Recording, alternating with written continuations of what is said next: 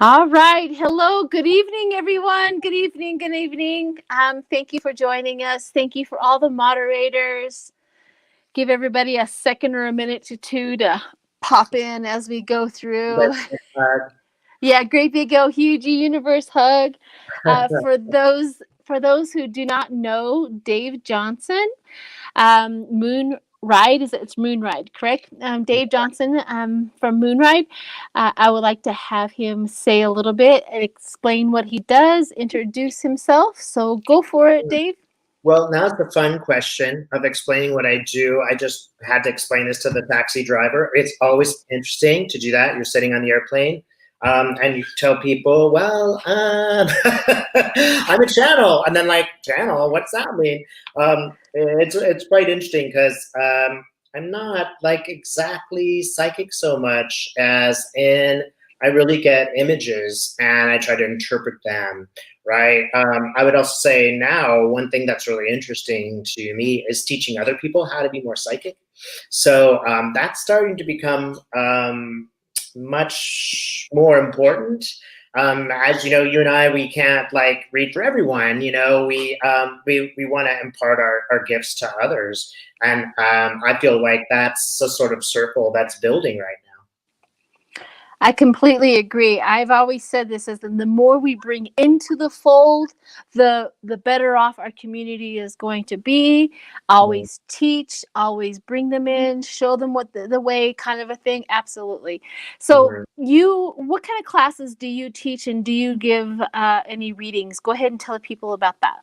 Sure, and I still do readings, regular readings. Often people want to speak to relatives who have passed to the other side. All of that is pretty much on the table when you have an appointment with me. My teaching right now is just one-on-one. What I find is that people are talented in totally different ways, and you have to work with one person and just see. One lady, really genius, wonderful student, she worked with rocks. I don't know anything about these stones. She got on her Zoom call with me and immediately said, Dave, these are the stones you need to calm down and rest and all that stuff. And every question, once let me summarize. Basically, I create a safe way for people to channel. So everybody has a spirit guide, and I do my best to introduce people to that guide. Most people are ready on the first try. Some people kind of need to make a little detour to take care of some business beforehand. But believe me, people are often very surprised at their own abilities to channel. And that's what I just really honestly love doing so much. Fantastic. And how would they make an appointment with you? If you go to my website, it's pretty clear. Where would they find your website? I think it's Moonride. Was that underneath all of your videos? They'll be able to go underneath. Yeah. Okay, cool. And it's .com.au, I think, because it's Australian. So yeah, and you can see there's different things. Sometimes people like shamanic journeys, and that's what they ask me for, and I will do that too. Oftentimes when you're teaching people, I will teach them all of those things, how to speak to their guides. I'll teach them how to talk to an ancestor. It's usually a package. And what I like about working with people one-on-one is it might be that you're supposed to channel once, then do some shamanic journeying, then go back to channeling. Everybody's a bit different in this regard. Oh, fantastic. It sounds exciting. I think I want to do this. You should. I might do, yes, make an appointment for me as well. So so what we're going to do here is we have a whole bunch of questions. A lot of people have wrote in there, and I have them written down, and we're going to ask them questions. I'm really happy to say that a lot of people who they are leaning more towards enlightenment questions versus political questions. So they're all welcome. So we're going to definitely start that. So one of the questions I got through an email through Lori Sue, who is in the chat. Hi, Lori. She emailed me, and she really wanted her question to be asked. So I have a question here, which is, we're going to start with this one. It says, under the new administration, what might the oppressed, if the country has to look forward to within the next 2 years, not to mention the middle and upper class, you know, the middle class and things like that. All of the people who have really dived into poverty. What is that going to look like in the next 2 years, especially with the new administration? Okay, so let's take a look here. And it's usually, always, you guys just give me just great questions here. I'm really glad that people are trying to go beyond Trump. Just to reiterate what you said, Sheila, it's really important that we start to build now. But thinking of those people who have sort of been displaced economically, what's in store? What's Biden going to do? Well, you know, it surprises me. Biden was not my first choice, but I always get really positive vibes when I look at Biden. And I think we have to agree that we were listening to a lot of propaganda that he was this older, did the ring fellow. I mean, I'd much rather have a black lady as president, frankly, but we really were hearing so much about how he was senile. None of that has proved to be the case. It's almost like this steps. I see like steps, and they're kind of gold looking, and they move up step by step by step by step. One thing that's happened, it appears to me, is finally Democrats have been given a mandate to do something.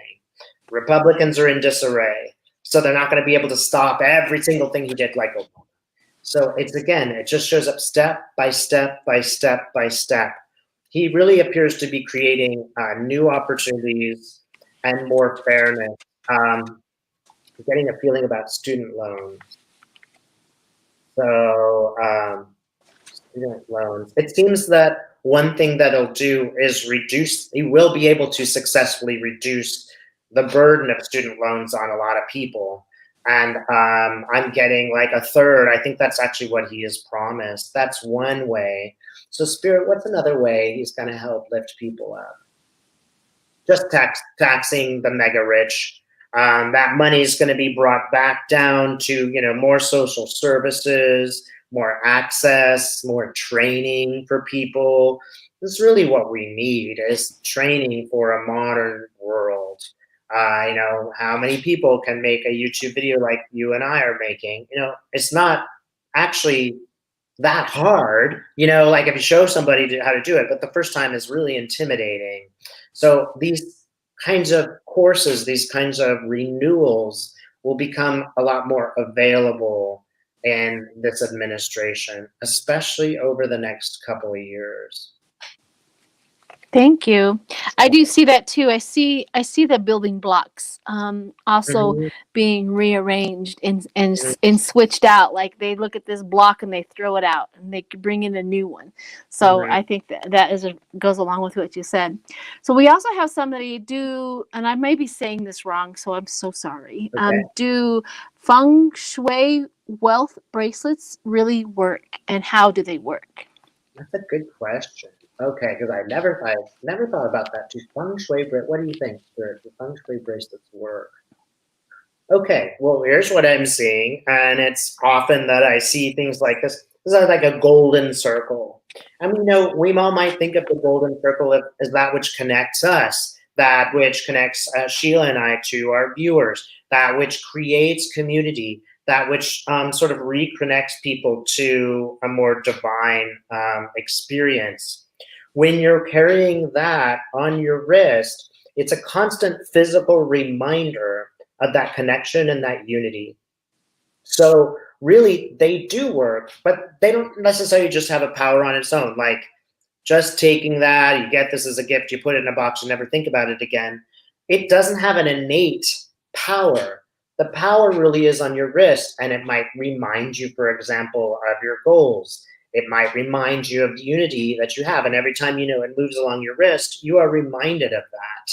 So they're perfectly good. You could get another bracelet and infuse it with the same power, like meditate on it. I totally believe in the power of positive thinking. That is how I became a channeler. That really did work for me, and it worked for money. It's a complicated thing, but if you focus an energy onto a simple plastic bracelet and you put it around your wrist, it would have largely the same effect.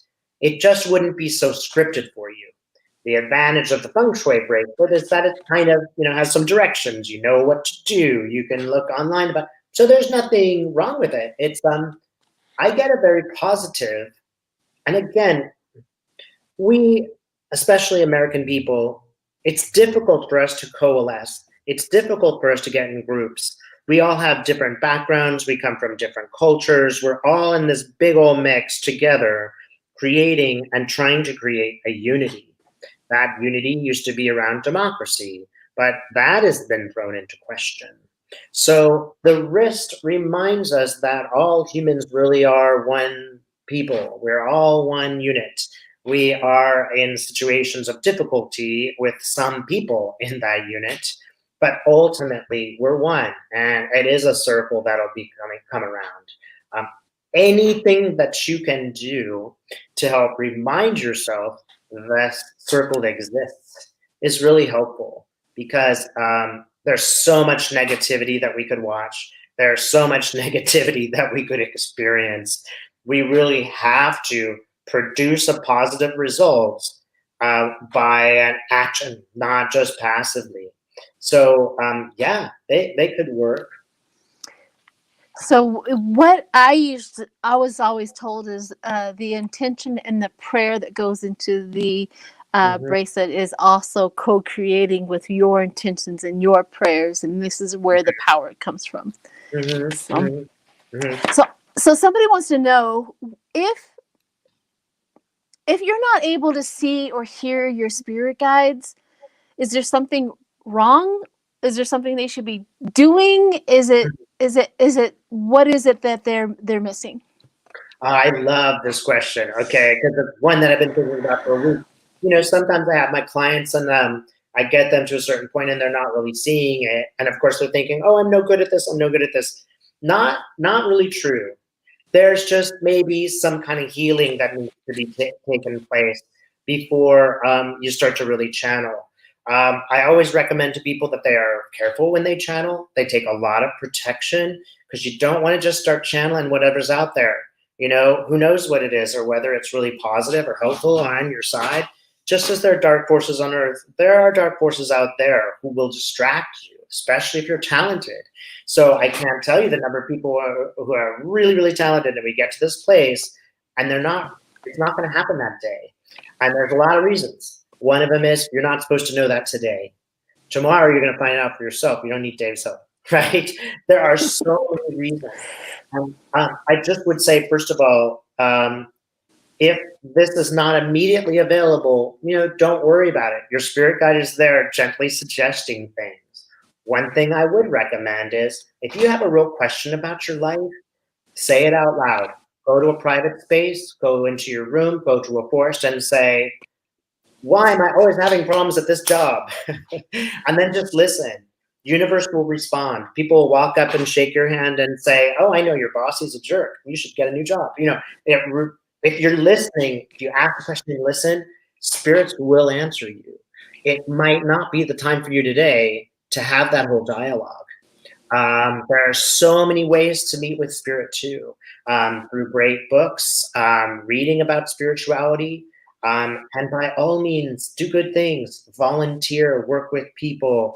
That is spirit. If you're helping a little old lady or a little old man across the street, that's spirit. That is connecting you directly. Spirit notices, first of all, but it also, I don't know if you've ever volunteered, but if you volunteer, I used to volunteer, and I'd have to, do it from, I didn't even have time for dinner, and I'd go from 7 to 9, and I would teach English to people as a second language who were refugees. And I tell you, one day I came in, it was really raining. I was comfortable. I don't care, because I'm happy to cycle in the rain. People had tears in their eyes. So they were so happy that I had managed to do that. And for me, I'm like, I walked out of there practically floating on air, because just the feeling of the people, it just made me connect in such a deep and powerful way. It was more for me than for them.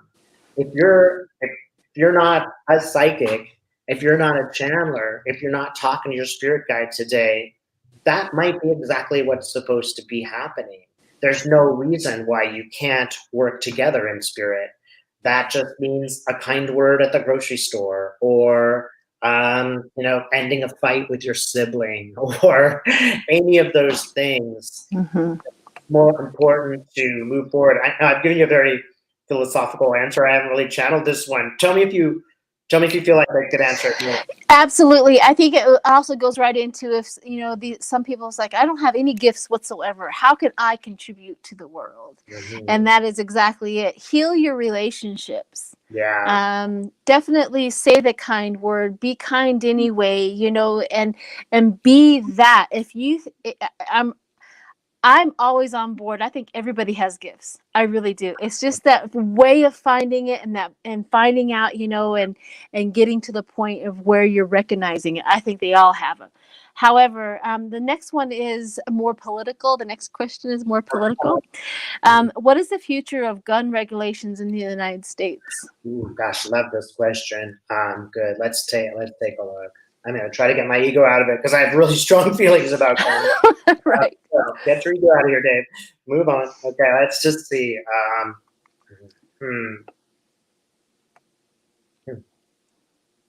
Wow, it's just an interesting image. You guys, I often see pyramids, and I get a pyramid now. It's got a hole through it, like it's been shot through. These are two interesting symbols of the triangle and the circle.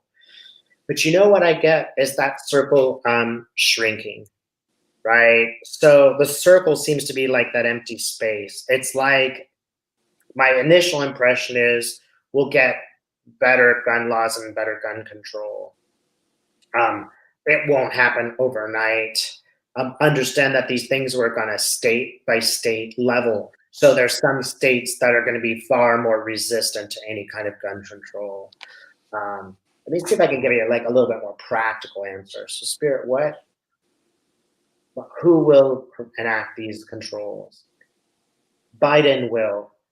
And again, I feel like he has a mandate in Congress, with some people moving in the direction of more gun control. Keep in mind, even the Republicans were hiding under their desks when the Capitol was attacked. So it's really got even in the Republican minds, like, hey, this really is a problem. It's finally affected them. There will be some legislation. The National Rifle Association is sort of in disarray right now too. Now is a perfect opportunity for them to do this. I do, however, want to say that you should contact your political people, contact your senators, because it isn't going to be a snap. It's really going to be more of a push, just to get generic laws. Okay, let's see. There's one image that I'm getting. So you know how like Kyle Rittenhouse was carrying this, big old gun. I mean, I have to ask, why would you need such a gun to protect yourself or to hunt? Why would you need that kind of gun? You don't. Those kinds of guns, which used to be banned, I'm seeing them taken away, and that surprises me. I think it's going to be really hard to do that. But I think those are going to be, if not taken away, at least you can't wear them in public. There will be more restrictions on that, on being able to do those two things. Somebody's thrown a hand. I see that too. What I see is they're able to keep those awful guns, but you're not going to be able to get the ammo for that gun, is where they're going to start the control and the regulations. It's like you won't be able to get any bullets for it. And it's going to kind of like, I think it's probably going to head that way. It's like, if you want a novelty, fine. Go for it. You can't shoot it. Yeah, but you can't shoot it. Spirit does this. When Spirit does this for me, it means she's right on. Keep going. Exactly. Everyone agrees. He likes the plan. Exactly. So what we have next is, when can we expect a reasonable grip on this illness, on this COVID thing? Yes, you guys have just the greatest question. They do. They like you. Let's see. So when's COVID? 6 or 7 months. That's like the initial number that just came into my mind. Spirit, can you tell me more? Okay. Spring's coming, like I'm seeing flowers. And I know it's still winter for you guys, but I'm seeing like, you know, when plum trees bloom, like those pink blossoms, cherry blossoms, perhaps. I don't know when that happens, but I see things getting a lot better, right? So I see people just starting to feel comfortable to venture out. Spirit, can you tell me more? There's going to be a divide, though. Let's see. Can you tell me more?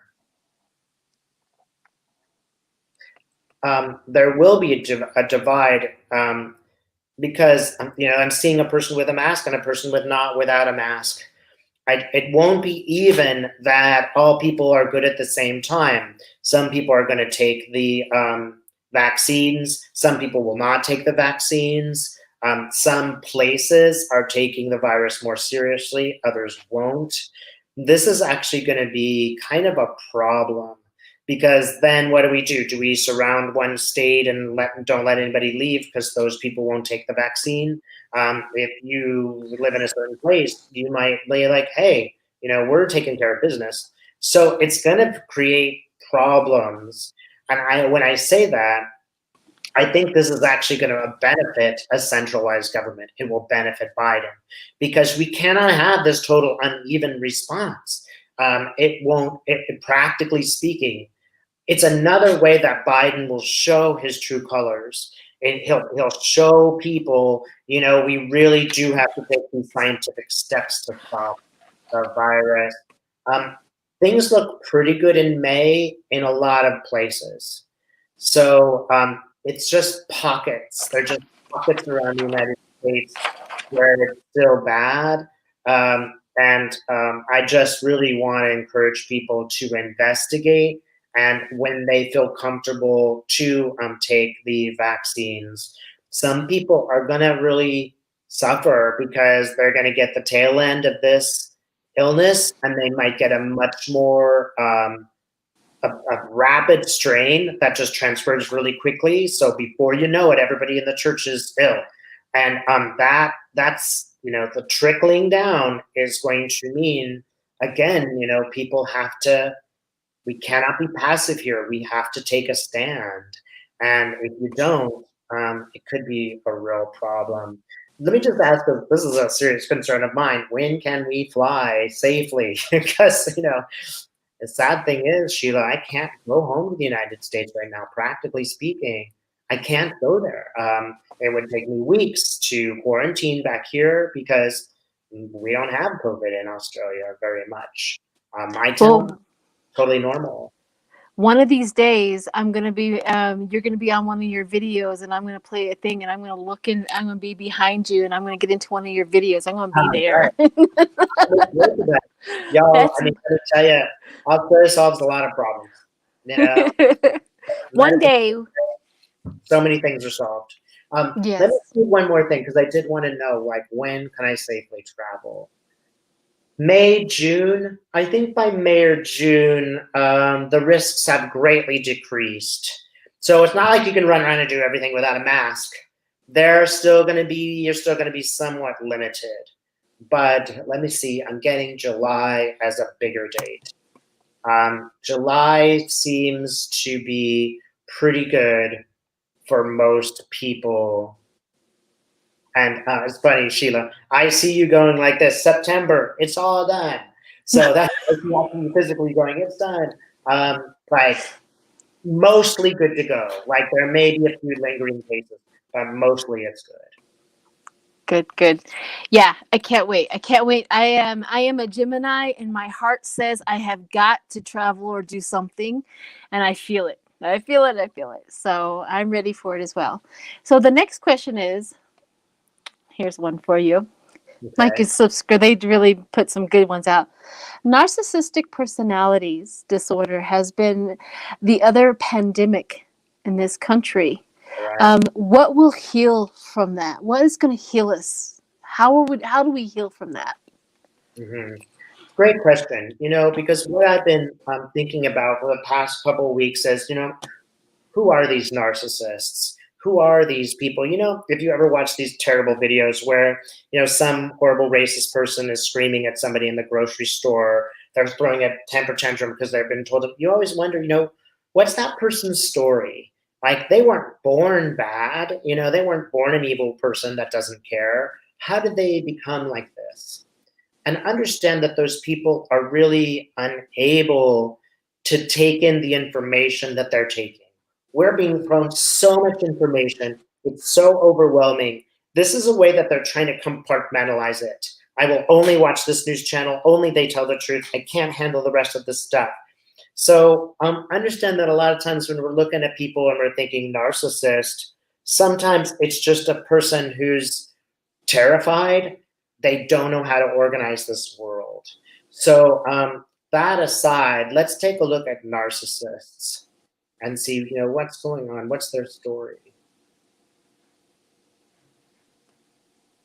So it seems strange, but in a way, the narcissists are there to teach us all something, right? So how can I disagree with someone and also, you know, maybe I hate what they're doing, but still accept them as a human being, and still accept that they have feelings too, still accept that they are part of my country and my culture and the world.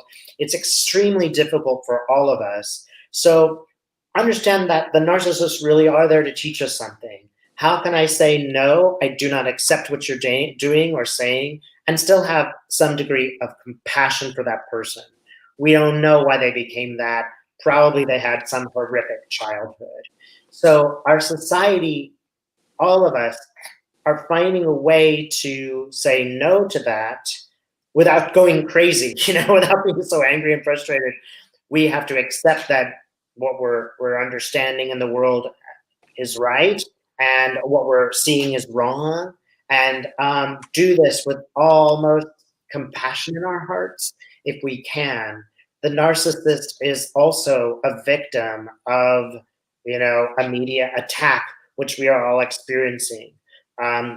Children are being compelled toward racism because they're playing video games, and, you know, the Pepe the Frog people get in there and start feeding them this stuff. They're children. They just don't know any better. And we can think of all children who are around people who are racists.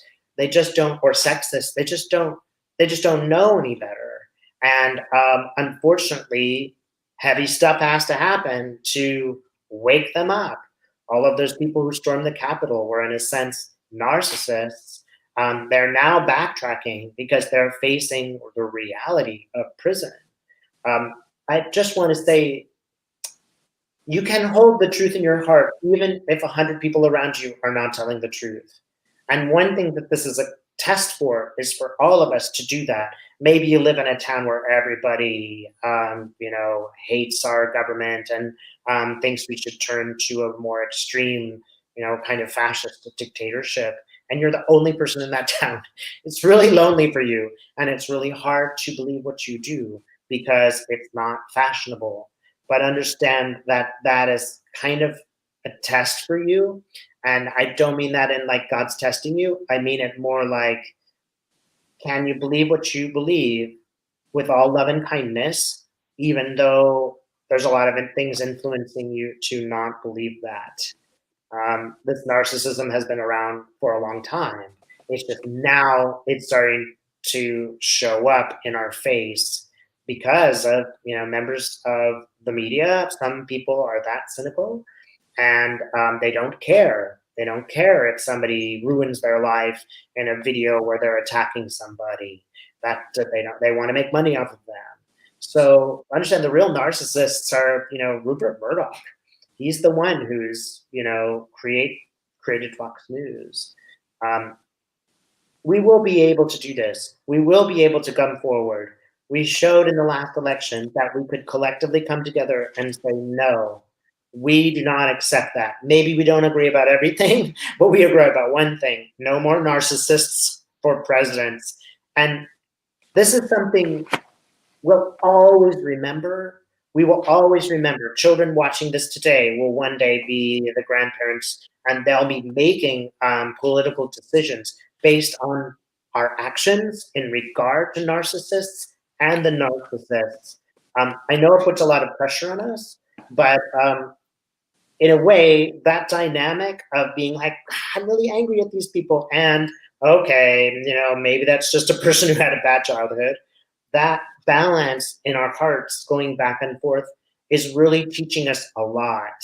So in some sense, I ask people to embrace the process, embrace the fact that it is a contradiction and we're going to fail and sometimes say the wrong thing and sometimes just lose it and get angry and sometimes become depressed because we feel like we're hopeless, but we're not. We are all learning right now, and we're also learning in a collective, like here today, for example. I agree. I was told one time, and this is a long, long, long time ago when I came out, because empaths, they encounter narcissists all the time. We draw to them like a flame from a fly, right? Yes. Is what they told me. They said, how we heal the narcissist. I'm like, it's not my responsibility to heal a narcissist. And they says, well, it is your responsibility to heal a narcissist. A narcissist needs kindness.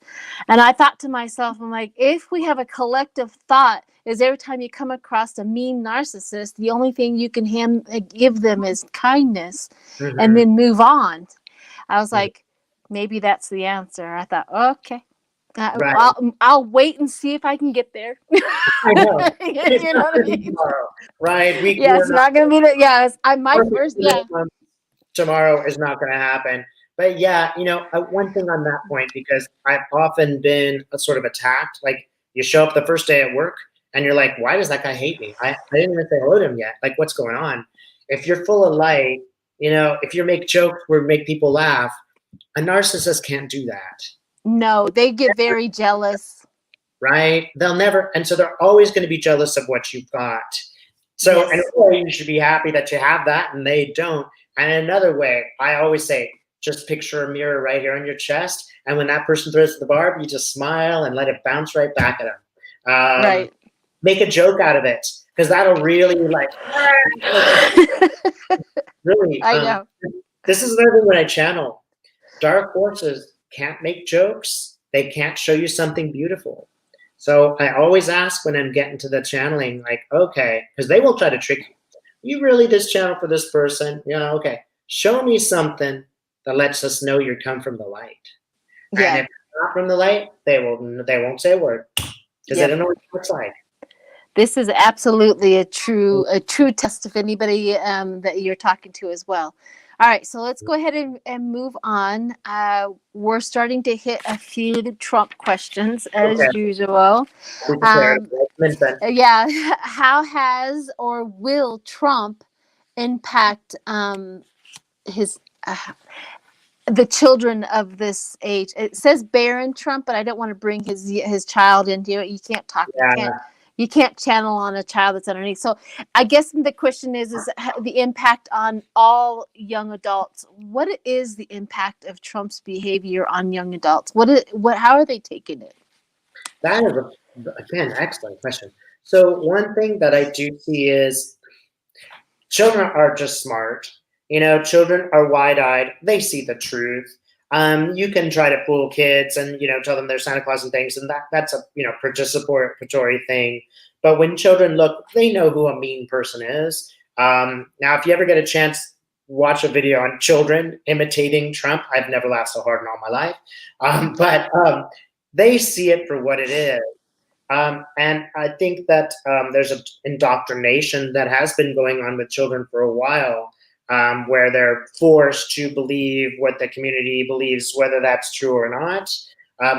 But children, young people I see just are becoming very aware of this process of indoctrination. And they're able to look at the videos of the Capitol being attacked. They're able to look at the videos of, people going off and saying racist rants. And they're innately able to know that this is wrong. And it's difficult for children if that's your parent, if your parent is promoting these things. But I just see younger people kind of receding and going, yeah, that's my crazy dad. And we all kind of have that. We all have the crazy, wacky aunt, uncle who's going off. in a way, this has all been very good for children. It's all on recording. It's all going to be part of their history. They will be reading and watching and thinking and talking about this for decades to come. And as they do, there's just so much evidence for them to observe. They're not Yeah. caught up in the same political battle. So No. they'll have it as like almost like the history of the Vietnam War. They'll have it as a sort of backdrop upon which they make decisions. And they'll know what a narcissist looks like, because they had one live on TV almost every day for 4 years. So yeah, I do feel like this is a good, in a way, all of these things are under the surface. They're coming forward for us to observe them. And children are not stupid. They'll figure it out.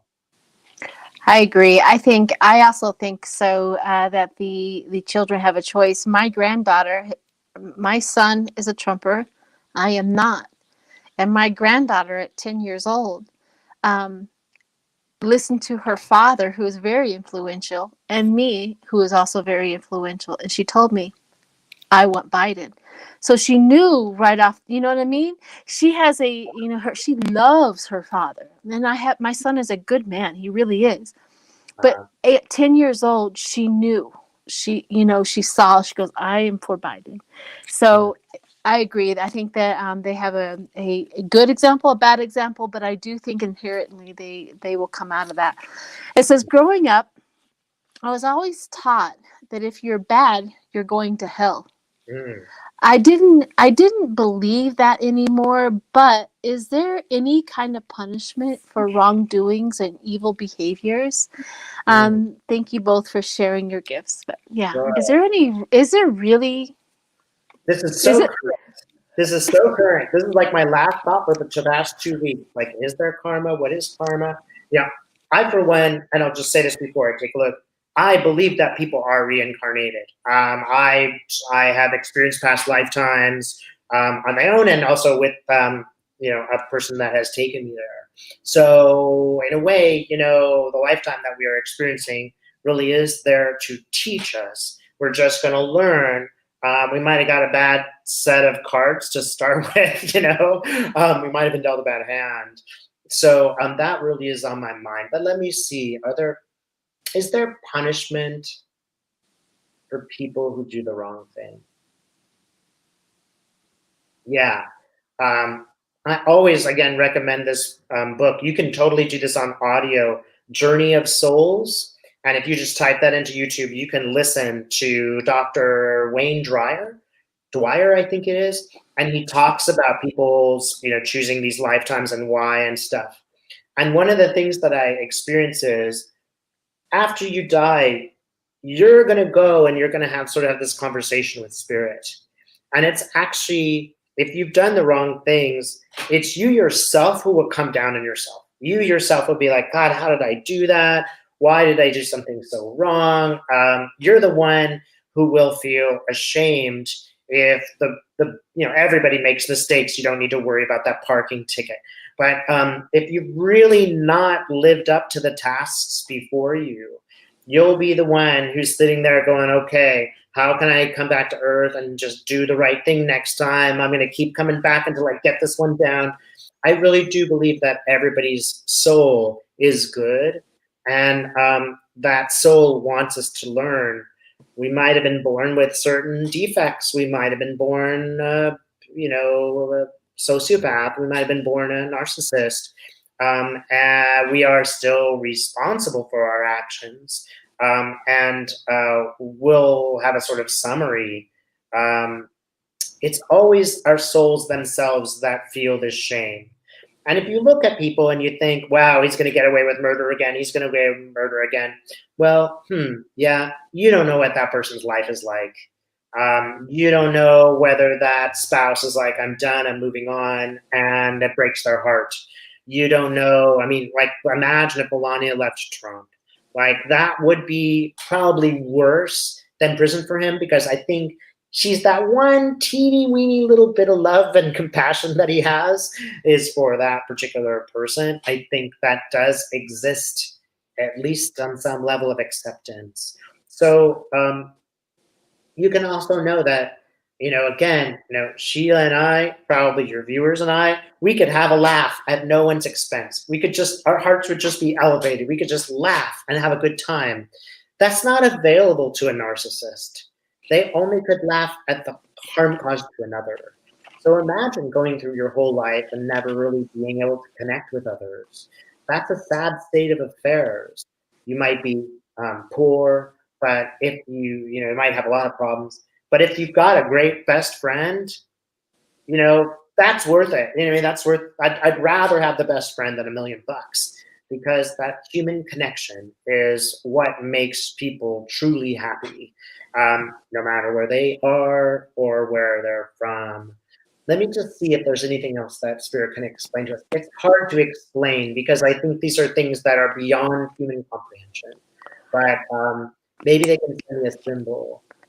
Okay, so here's the symbol that I get.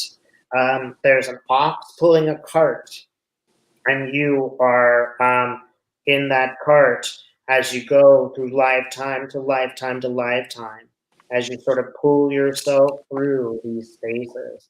And it's not necessarily fast moving, but it is very beautiful in a way of what you're seeing and observing.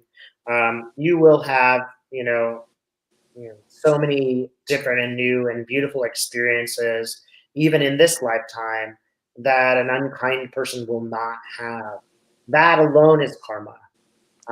Never making that love connection, true love connection. That is karma.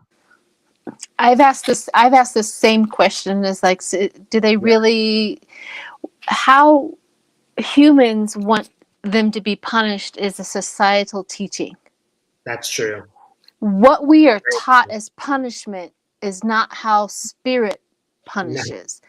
No. And what somebody told me is, Sheila, what that person who is being, mean, cruel, or whatever, and all that, says, how much of their self do they really have to give up in order to be that mean? That's great. That's a great. And that's painful, right? So really, their pain is self-induced, and their pain is constant and acute, unless and until they realize how much of themselves and how much of their spirit they have to give up in order to be mean. Mm-hmm. And I thought to myself, you're right. It is painful to be mean. Mm-hmm. Mm-hmm. And I go to the other side. So the punishment is not always what a societal human being thinks a punishment should be. Mm-hmm. That was something that I was definitely taught. It says, let's see, let's go to, how is the stock market? Good question. The stock market going in the next few months? And for everybody, materialism is a difficult question. It's hard to decide, like, okay, money, spirit, what's the balance there? But keep in mind, there's nothing inherently wrong with making money. As a matter of fact, if it hooks you into that circle, to that loop of energy, all the more power to you. Money hopefully will make you feel powerful.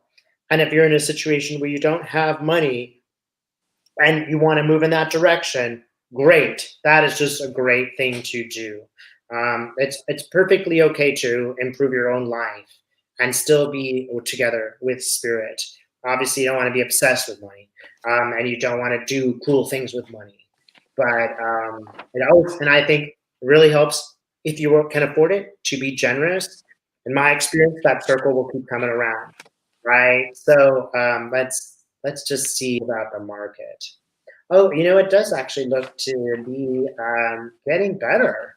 Again, it's a little bit like those stairs, those steps that I saw Biden going, but actually it's a little bit more zigzagged than those steps. But I see some big gains. There will be some reduction, and I'm getting January, so I'm getting that this is going to be over the next year, that there will be big gains.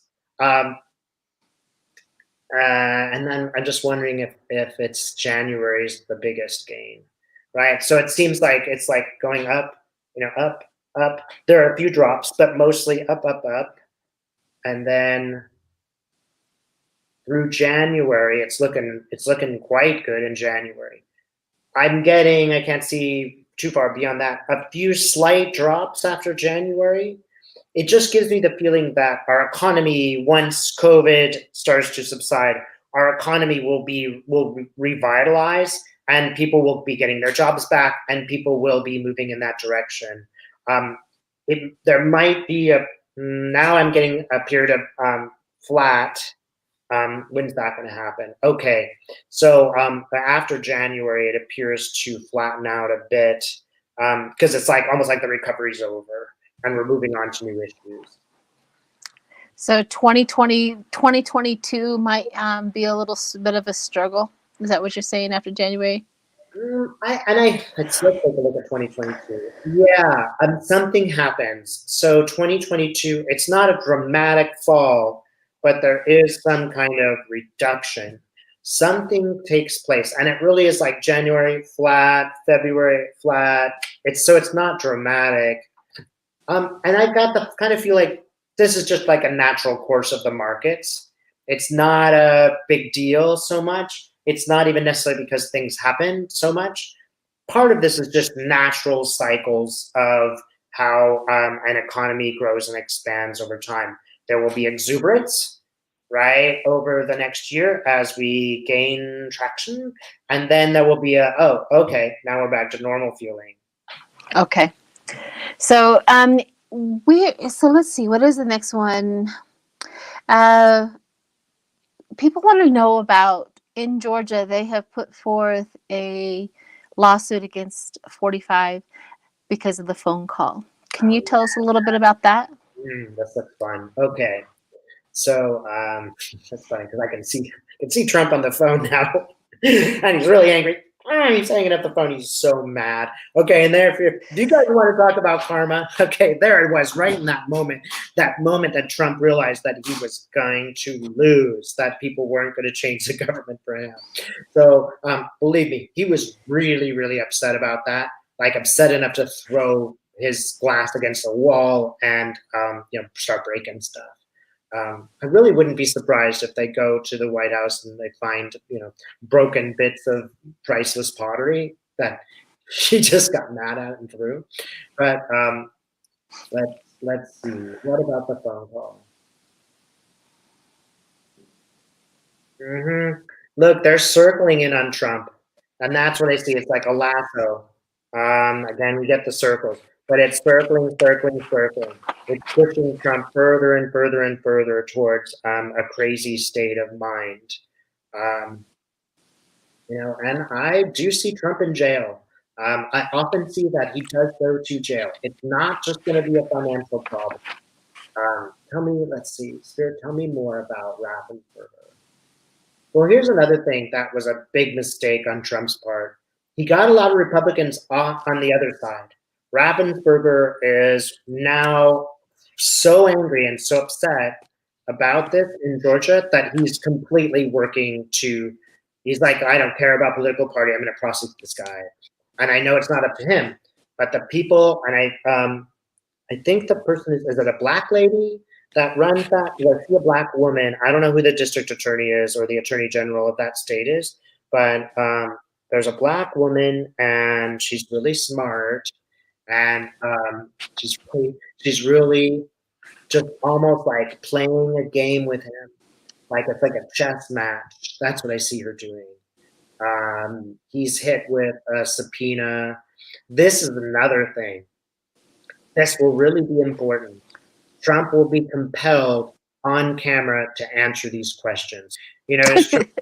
Trump didn't have to do that during his own trial, but he will be, and that will be a really important moment in history, because he'll be what do they call that when you're and you have to sit in front of a camera? I forget the process, but you have to sit in front of the camera and you have to answer these questions. It's not the subpoena, but it's that deposition. Is it deposition? Yeah, that's right. Deposition. Yeah, he's going to get deposed, and that they're just going to do circles around him. right? This woman is so much smarter than Trump. She's just going to do circles around him. She's just going to get his goat and get him to say things that he regrets and that are not sensible. And look, I see the lawyers going, "Oh my God," right? Just going, "Oh my God, I quit." Like, he can't defend this guy and he probably won't pay me. So why should I be? Just like, okay, I'm done. Like, really, that's another component about these lawsuits, is that the lawyers don't want to defend them. They can't go in there, and lawyers are not allowed to put in false evidence. So when they go to the court, they have nothing to say because the evidence that Trump wants them to produce, they can't, or they will lose their license to practice law because it's illegal to put forth false evidence. So, Well, good. yeah. Good. Okay, so we're coming up on the hour, so I want to get a few more in. Okay, so here's one. I have a long time question. What would be the future of the beautiful island Puerto Rico? Oh, yeah, good question. Puerto Rico's showing up pretty happy here. Huh. Yeah, they look pretty happy here. Puerto Rico's had such a terrible time, but these people are laughing. It seems really like, I mean, I wouldn't be surprised if they became a state because they seem like they're celebrating, glasses are clinking, people are out there partying and having a really good time. So I'm seeing 51. I wonder if they are the next state. If not, they might be 52 after Washington, D.C. They're really clinking. Now it might take longer than we think, but maybe not. I'm getting 8. That could be 8 months. It could be 8 years. Let's see. Tell me more, Spirit. What about Puerto Rico? Yeah, Puerto Rico. I see Puerto Rico as having statehood. And these people really being lifted up by their statehood. Somehow it brings a lot of confidence to them such that they can move forward in the world. There will be a lot of opposition to this, of course. But keep in mind, the Republicans are in total disarray. They cannot agree on anything. So they won't be able to fight so well against the Democrats. Good. I hope I would want Puerto Rico. We can add instead of subtract. That'd be absolutely. Yeah. So here's one question, and maybe it'll take a little bit to ponder this. If we're gonna set this aside, is Jeffrey Epstein alive or not? He's dead. He's dead, and I'll tell you, I see a gravestone. He's dead, and there's always the question: did he commit suicide or was he murdered? Why is he showing me? It's funny too because he shows me. He shows me like he's harmed, like he's slit his wrist, but it's all sewn up. So why are you showing me that? Ugh, and I don't like to look at Jeffrey Epstein. Let me see if I can look at a different way. We can pass on him if that is because some readers get that he's still alive, some get that he's not, some get. I think he's. No, he's dead. I think the idea of him is dead. I think his namesake, his life that he used to live is dead for sure. But look, this is even more important is William Barr. None of those people who molested those kids, nobody even went to court during the whole time that Barr was there. So what's going on here? And I'm, far more interested in justice for those people than anything else. I think that is going to be another really major weapon against the Republicans. Like, why did you not prosecute those people? Can you say anything more about Epstein? It's very important for those people who were victimized by him to be able to come forward and to stick together and to be supported by us. It's really important for, there's so many people who have been victims of these terrible crimes. Maybe they haven't even ever spoken about them again. And now those people are coming forward to stop the rich and powerful. And so understand that this whole thing has a great symbolism as well. It's very important for us to recognize that people are standing up and having a lot of courage to come forward and talk about these things. And that could be you at the dinner table, just being honest about your own experiences without, getting, crazy angry. But to come forward and tell people the truth. I would suggest that you do this with, compassionate people who can hold the answer.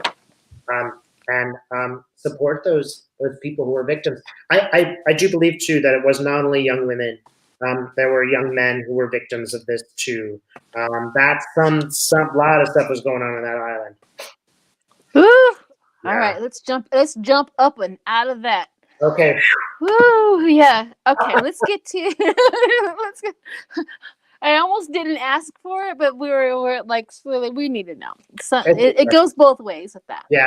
So the U.S. Senate 2022, what does it look like? Democratic, Republican? What does it look like? 24. The number 2022. Yeah, and I don't know why, but I'm wondering if 24 has something to do with the number of senators, because that just popped into my mind. But let's ask again. So what's it going to look like? Now, it's funny, when I always see these, I always see like shades of blue and shades of red as they sort of move beforehand, as they move back and forth. So what's going to happen? I don't know how many seats it is, but it does look like Democrats. Let's maybe look at the House first, right? So Spirit, can you show me the House?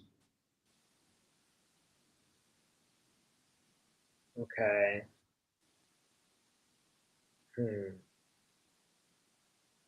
So one thing again, it looks like the Democrats have picked up a few seats, maybe not as much as we would like, but the important thing is the red seems to be kind of purple. So even within the Republican Party, they're not at all in agreement about what to do. McConnell was able to, and others were able to solidify this so that they were all one working body. It doesn't actually matter as much as long as we have a majority a little bit, because those guys are going to be fighting themselves. So they won't be able to mount an opposition. The important thing is that Democrats, stick together and go through and solve problems and stop listening to their, rich donors. That's the House. What about the Senate?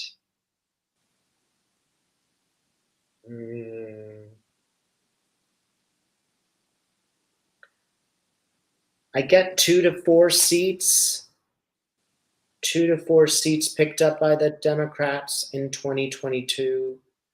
Can you tell me another way? Good. Republicans will be disappointed. And again, the numbers are important. We want it to be like 55, because that will really help move the government faster, like 55 Dems in the Senate. But is it going to be 55? It might actually not be 55. But keep in mind that it might be going back to a time where some Republicans work with Democrats because they just don't have any choice. Their party's a mess, right? So that whole dynamic that we've had where the Republicans are always working together and always opposing the Democrats, it's even more important to change that dynamic. I would frankly, as an American, rather have bipartisanship, because I feel like we want Republicans to know that we are listening to them, that they do have some legitimate concerns, and we welcome their participation in positive ways. I think that's even more important. We will not sweep both of those houses next time around. There will be small gains, but I think 2024 is going to be bigger. Good. Slow progress is still progress. Yeah. You know what I mean? Yeah. Okay, so we have a couple of two two last questions. You get to pick whichever one you want to do first. People want to know about the ghosts in the White House and how are they dealing with all of this situation. If there's any major president or anybody that's speaking up or taking over or has a lot to do with anything that's going on. And the other one is, how are the rioters feeling because Trump did not get them off the hook? Great. Okay, let's start with the ghosts. Just let me tell you, the first thing that I saw when you said that was Lincoln. And I really feel like, you know, Lincoln was not a perfect person, but it was like he was almost supernaturally influenced. I mean, I have no question in my mind at all that Lincoln worked with these kinds of intuitive people. I mean, I got no question about that. You know, I think he was aware of, you know, a whole variety of spiritual powers. And I think he possessed some of them himself. I think Lincoln was a very deeply intuitive person. And, you know, he still influences that place. Like his essence of who he is, you know, he might have really like been extremely uncomfortable watching Trump do what he was doing, but, you know, kind of taking the long view, well, this is ultimately what the country needs to learn. So there's that ghost. Well, there's some ghost that's really upset about the removal. You know, they removed the whole rose garden, and they gave all these nonsense stories about it. It was really because they wanted one video camera shot. So they just wanted to have that shot, and they removed the whole rose garden because of this. Well, I think it's like Dolly Madison or something. She's just like hands on her hips. She is not happy about that. So there were some pretty upset ghosts there as they ran around. So who else?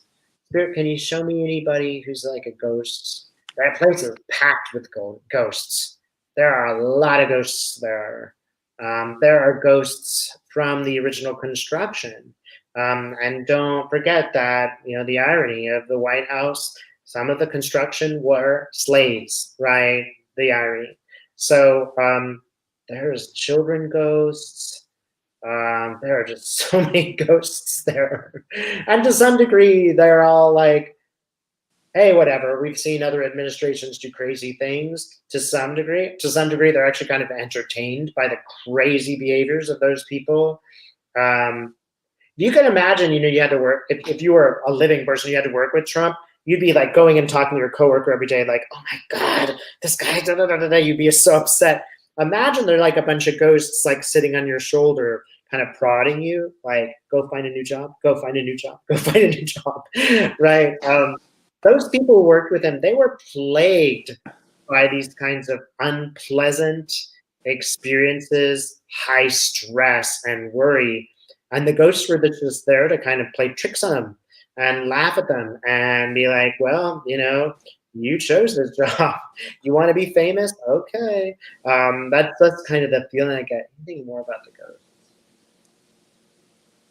There are some just, I mean, it almost has a feeling like of justice that was really, really upset about Trump's presence.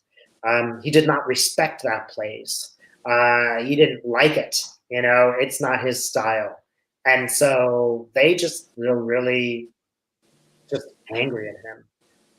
And I think they kind of plagued him a little bit and brought him more stress than he's already exhibiting. Let's look at, can you tell me the other question again? Yeah, sure. And then as you're thinking about this other question, I'm going to do some announcements in the chat while you think about this. The rioters, how do they feel about Trump right now when they ruined their lives for this guy and they didn't even take care of him? So while you're thinking about that, I want to talk about the people in the chat. Thank you for all the moderators. Thank you for all the chats as well, all the donations to the, you know, full transparency. I split that money with whoever my guests are, so you're definitely helping. Yeah, you're definitely helping support that, keep the lights on, things like that, and give the compliment. So the chats are absolutely appreciated. deleted. And there's also Glenn Kirshner? He has a thing that you need to go onto his channel and sign this piece of paper, because he's sending off a letter to all of the states saying to put I think a lawsuit against Trump because of all the unnecessary deaths through COVID, and he needs signatures upon signatures. So please go and do that. I think somebody announced it in the chat. If you want to put his announcement in there as well, please go and do that and sign that piece of paper. I did it last night. It's extremely easy to do. Name, where you are, the city that you're from, and your address and all that. So it's extremely easy, and then you just send it off. So there's nothing really impactful about what you have to do. So please go sign that Glenn Kirshner's letter. So this will be the last question. Thank you everybody, and thank you, like I said, thank you for the donations. It really, really helps keep the lights on. And Dave, so I'm gonna let you out with this last question. Well, it's interesting because I get the number of 160, and I know the number around the number of people who are in trouble is around that number. So let's see. Look, these people are facing serious repercussions. They're going to lose their homes at the very least, even if they don't go to jail. Imagine how much money it is going to cost you to get an attorney to face federal charges. That is like the cost of a home, right? These people will ruin their economic lives. They're really in a lot of psychological trouble, because if you are anticipating going to jail, it'll rock your world, losing their jobs. So in a way, they're kind of a microcosm of Trump supporters, that when faced with the absolute truth that they cannot deny, and we've seen Trump supporters deny a lot of truths, right? 500,000 dead is an example. But when you're facing a judge and you're looking at a prison, you can't dance around that subject anymore. It's not about you and your friends creating a fantasy. It is about a judge who is looking at you and saying, you're the one. Trump made you and you alone responsible for this. He's not taking any of it. So I'm going to make an example out of you. And that is affecting them psychologically, to realize that they were played and they were betrayed by Donald Trump, and that they are, you kind of feel sorry for them. And believe it or not, if you watch some of those people talking who have sort of realized they've seen the light, you kind of start to have empathy for them, because they were just foolish. They just believed that man on the TV, and they just believed those networks that were feeding them lies. And so they're really facing the fact that they were betrayed. And this is a great example of where they actually, this is a desire for community. I'll be a Trump supporter. All my friends are Trump supporters. That way I'll have a community. We'll all agree together. Well, here's this community has turned their backs on them and really left them for prison. So it's not just that they're affected and they're seeing, oh my God, this happened to me.